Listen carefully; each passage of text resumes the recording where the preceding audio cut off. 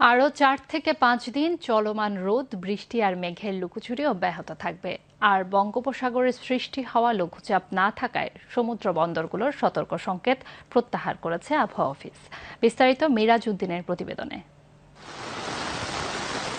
গেল এক সপ্তাহ ধরে রাজধানী সহ দেশের বিভিন্ন জায়গায় থেমে থেমে বৃষ্টি চলমান। মেঘের মাঝে রোদের উকি জানান দিচ্ছে শরতের আগমনী বার্তা।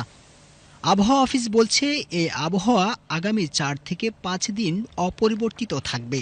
এরপর বৃষ্টির প্রবণতা বাড়তে পারে। গত ২৪ ঘন্টায় সবচেয়ে বেশি বৃষ্টিপাত রেকর্ড করা হয়েছে ৪৮ মিলিমিটার, এটি নেত্রকোনাতে রেকর্ড করা হয়েছে, এবং ঢাকাতে বৃষ্টিপাত রেকর্ড করা হয়েছে ২৬ মিলিমিটার এই সময়ে। আর এই মুহূর্তে সমুদ্র বন্দরসমূহ এবং নদী বন্দরের কোথাও কোনো সতর্ক সংকেত নেই। তবে রংপুর, ময়মনসিংহ, চট্টগ্রাম ও সিলেট বিভাগের কিছু কিছু জায়গায় এবং রাজশাহী, ঢাকা, খুলনা ও বরিশাল বিভাগের দু-এক জায়গায় অস্থায়ীভাবে দমকা হাওয়া সহ হালকা থেকে মাঝারি ধরনের বৃষ্টি হতে পারে। সেই সঙ্গে সারা দেশের কোথাও কোথাও মাঝারি ধরনের ভারী বর্ষণ হতে পারে। সারা দেশে দিন এবং রাতের তাপমাত্রা সহনশীলতার মধ্যে থাকবে বলে জানিয়েছে আবহাওয়া অফিস।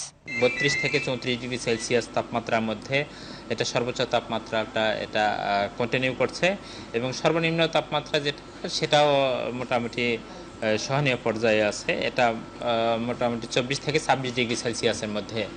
এখন আবহাওয়ার যেরকম অবস্থা, অন্ততপক্ষে আগামী ৪ থেকে ৫ দিন এরকম অবস্থায় থাকার সম্ভাবনা বেশি রয়েছে।